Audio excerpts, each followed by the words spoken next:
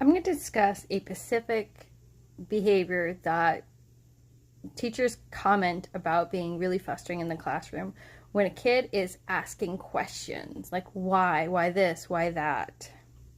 Okay? You're trying to teach a lesson, you only have so much time. Totally understandable how frustrating this can be. And you're like, look, just wait. Wait, hold your questions until the end. But they won't stop. What's the function of the behavior? What are they getting? The odds are attention and an escape. Because let's say the material feels really overwhelming to them. Maybe they have ADHD or autism, and so receiving all that information is really exhausting for them. Totally understandable for them, right? Especially as not all classrooms are flexible with fidget toys. And fidget toys themselves can be actually really disruptive, understandably so.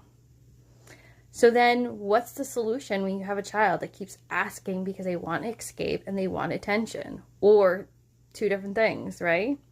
Well, if it's escape, you can actually offer them a break, because you're at school, you are allowed to provide accommodation.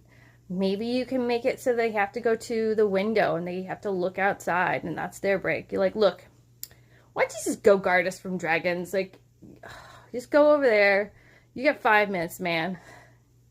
Or if it's attention, you can maybe separate them into little groups where they have to discuss amongst themselves in terms of commentary. There goes the teacher. She's talking about, and they have to do it in a soft, whispery voice. Look over there. She's just told the students to stop talking. I don't know.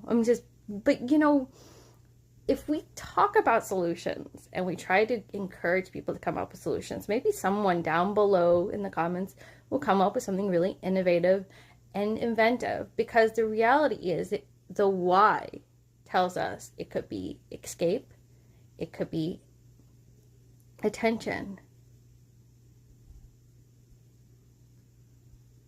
So which one is it? And what is the solution to this behavior?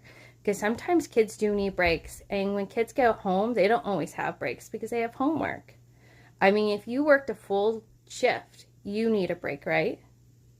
You do. Anyone that says, no, I don't need a break. I don't need a break. I did 8 hours. I did 10-hour shift. I don't need a break.